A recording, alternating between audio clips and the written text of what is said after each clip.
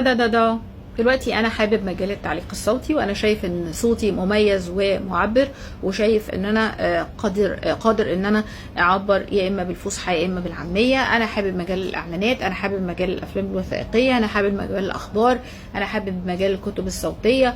والله انا بحب اقرا شعر، بحب صوتي مميز في التقارير الاخباريه. المهم يعني ان انا خلاص عايز ادخل المجال بشكل احترافي. عشان ادخل المجال بشكل احترافي، والله انا مثلا لو انا راجل مصور مثلا، وجربت نفسي في التصوير وشفت ان انا علشان خاطر ابقى محترف لازم اروح اشتري كاميرا احترافيه. نفس الحكايه للمعلق الصوتي، اللي عايز يخش مجال التعليق الصوتي ويبقى محترف بيروح يجيب مايك احترافي، يا اما يبتدي يتعامل مع استوديو يسجل له صوته. لان التسجيل الصوتي اللي بنحصل عليه على الموبايل، على تطبيقات الموبايل المختلفه، مش هو ده احسن حاجه.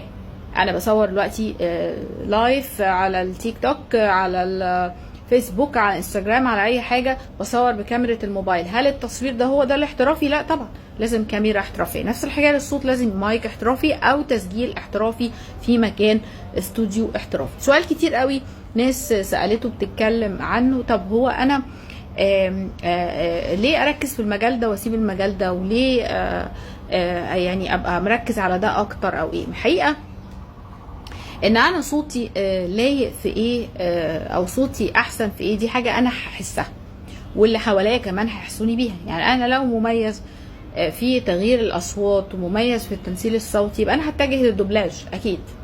لو انا اللغه العربيه الفصحى عندي الفت النت ومخارج الالفاظ هايله، وبقرا عربي فصحى هايل جدا جدا، اكيد هتجه للوثائقيات او الكتب الصوتيه. طيب لو انا مثلا شاطر قوي في مجال الاخبار، وعندي معلومات سياسيه، وعندي فكره عن المصطلحات السياسيه، وبعرف اوصل المعنى ومهتم بهذا المجال، يبقى هتجه لمجال الاخبار والتقارير الاخباريه وهكذا. لو انا صوتي مميز وجذاب وعنده قدره على لفت الانتباه وعلم في الودن، يبقى انا ممكن اتجه الى مجال الاذاعي، اتجه الى المجال الاعلانات، لانها محتاجه صوت مش بس واضح، لازم كمان يكون جذاب ولافت جدا للودن.